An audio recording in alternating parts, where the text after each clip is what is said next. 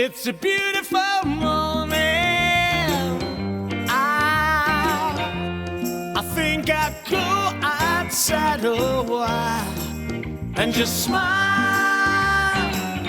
Just taking some clean, fresh air. Boy, ain't no sense in staying inside if the weather's fine and you've got the time. It's your chance to wake up and plan another brand new day. Either way, it's a beautiful morning. Each bird keeps singing his own song.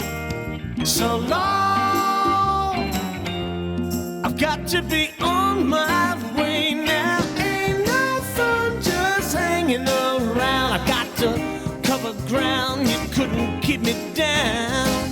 It just ain't no good if the sun shines when you're still inside. Still inside. Still inside. Shouldn't hide.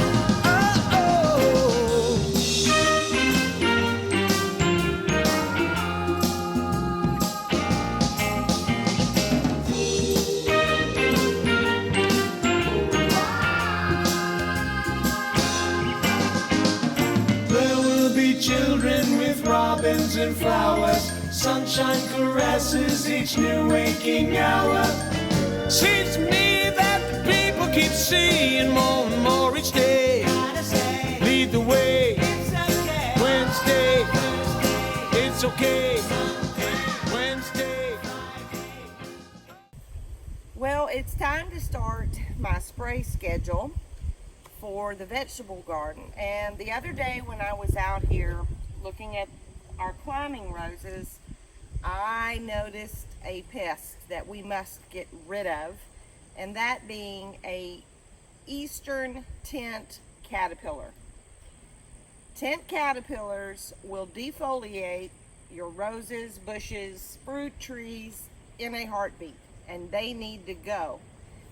Now, normally what I use for bugs in the garden is a mixture of neem oil, salsa soaps, and a product called Rid Bugs. But that will not touch caterpillars. For caterpillars and tomato hornworms, gypsy moths, things like that, you're going to have a different product. And since I'm organic, that's real important to me.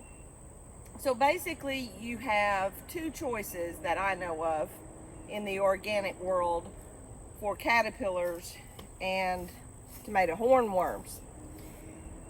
They are both bacterias that are naturally occurring in nature. The first one is called BT, and we call it BT because most everybody, including myself, can't pronounce it.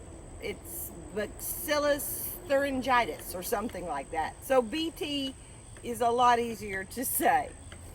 Now, this is my bottle of BT. It's Safer brand, which I think is made by Bayer. But anyway, this is it. The directions will tell you to mix like between a half a teaspoon up to 4 teaspoons per gallon. Folks, don't even mess with a half a teaspoon. You're wasting your time and effort and product if you're going to make it that diluted. I use anywhere from 3 to 4 teaspoons. Now, this is not exactly an on-contact kill. Yeah, you kind of need to hit them, and you need to hit all the leaves in case they start to ingest the leaves, but it's going to take a couple of days. They will stop feeding right away, but they may not die right away. It may take 2 or 3 days for them to die. Now, the other thing about BT is that it is not harmful to bees, earthworms, anything else. It only kills the caterpillars, which that part's nice. But the downside to BT is that it will photodegrade very quickly. So you don't want to spray it in the sunlight. Right now it's almost 5 o'clock in the afternoon. That's why we've waited until the sun is not on these plants anymore, so that this product will have a better chance of staying viable for a longer period of time. Like I said, the residual is probably only going to be about 3 or 4 days, so we'll have to come back and respray later on. When you're spraying, make sure you get all the way around the ground of the plant that you're planting, that you're spraying as well, to make sure you got good coverage everywhere. Now, the other product that you can use is spinosad. I buy it at Lowe's, and I believe the brand is Captain Jack's Dead Bug. Spinosad has a longer residual, and it doesn't photodegrade. I mean, it's going to stay there for about 7 days, maybe even a little bit longer. The downside to spinosad is that it is harmful to bees if they get sprayed. So if you use spinosad, you want to make sure that you do so in the evening after the bees have gone to bed. Now, frankly, it's so early in the season, and we don't have any blooms out here yet, really.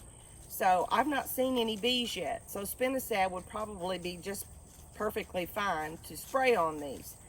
But I have the BT, so that's what we're using on all our climbing roses.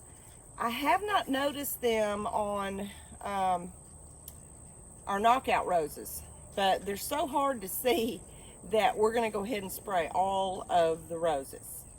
In the last video that I did, was planting these bean seeds and an eggplant, and talked to you about mychorrizae at planting time. But I told you then that when you're just planting seeds, you don't use mychorrizae in the hole. Instead, you wait till your seeds are starting to come up, and you can make a mixture of mycorrhizae and water and use it as a root drench.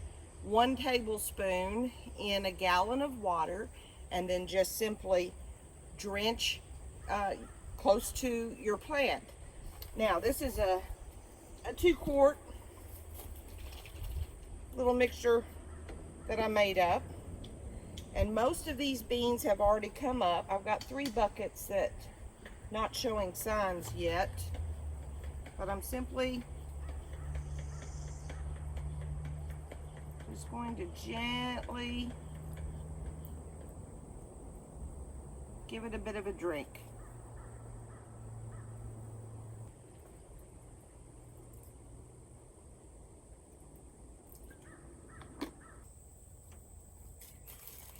These rattlesnake pole beans have just come up,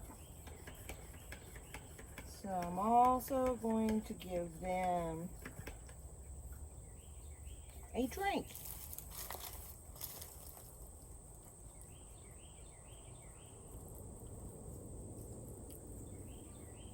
You can do this root drench every 1 to 2 weeks during the vegetative state.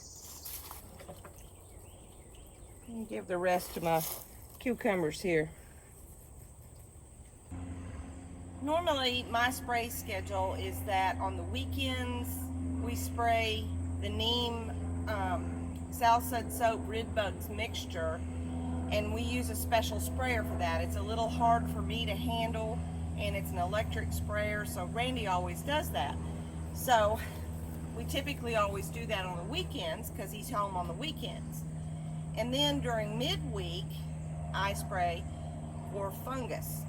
But even though today is Thursday, kind of hard to remember what day it is in this crazy world right now, it's close to the weekend, but we're supposed to have severe storms for Easter weekend.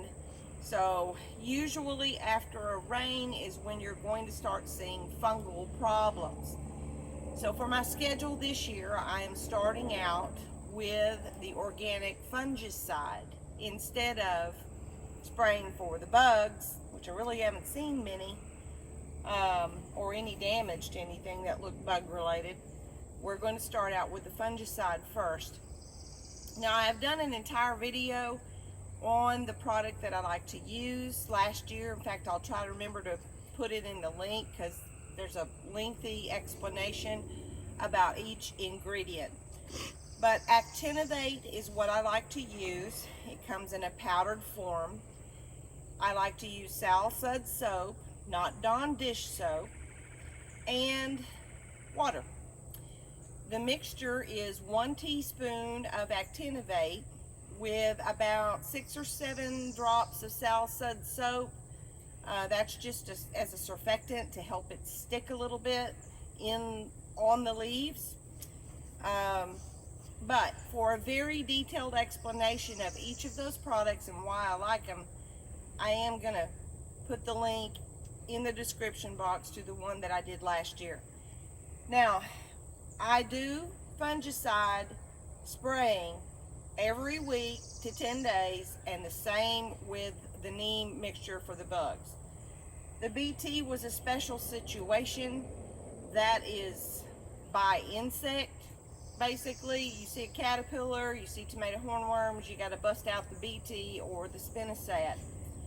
But that's not a regular schedule. The neem and the Actinovate are my regular schedules, and I alternate them, leaving about 3 or 4 days between each spraying.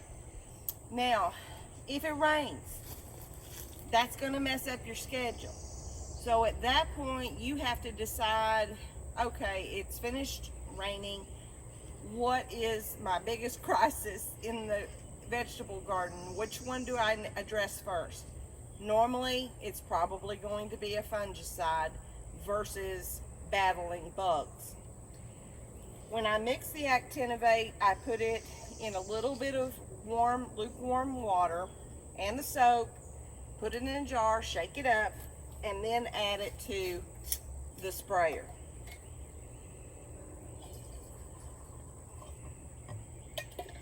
The other thing I really love about using the Actinovate is because it is not harmful to bees, pets, humans. It's perfectly safe to use. Now, granted, they're going to tell you to wear gloves, they're going to tell you to wear a mask, not to get it on your skin and whatnot. But I have never seen a product that is so mild. It has no smell and it works terrifically. So what we do with spraying for the fungicide, if Randy's here and he can spray, it's very helpful because I can follow right behind him, and because the fungicide is already on the plants, I can prune out whatever I need to prune with my hands, and I don't have to continuously wash and sterilize my hands between prunings because the plants are already covered and protected from possible something I might pick up or have on my hands that would give the plant a disease. So we'll just get started here and let you watch us. One other important thing to mention when you're spraying is you not only need to get the top side of leaves, but you need to get the underneath side of leaves. You need to get the mulch. If you don't have mulch, you need to hit the potting mix. You need to cover all areas, because remember, the majority of fungus are soil-borne. Starting with tomatoes on purpose, to show you, you see all the leaves here touching the mulch? Well, that's not good, because that can be a way that if there is a soil-borne fungus in my mix, the leaves touching it could make it contract it. So especially since we're about to have hard rains, it is now time for me to get these lower leaves that are touching the soil removed.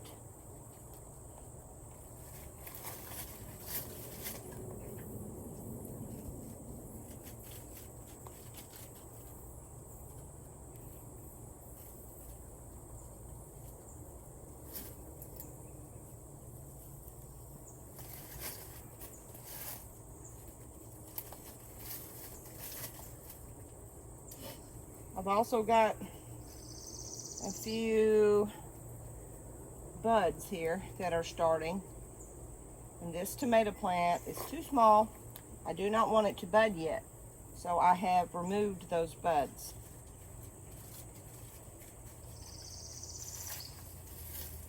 Rather than take off this whole stem here, because it's not very big, I just pinched out the top of the leaf. I'm going to do the same thing with this one. Eventually, these lower stems will be removed. There will be children with robins and flowers. Sunshine caresses each new waking hour. Seems to me that the people keep seeing more and more each day. Lead the way. Wednesday. It's okay. Wednesday.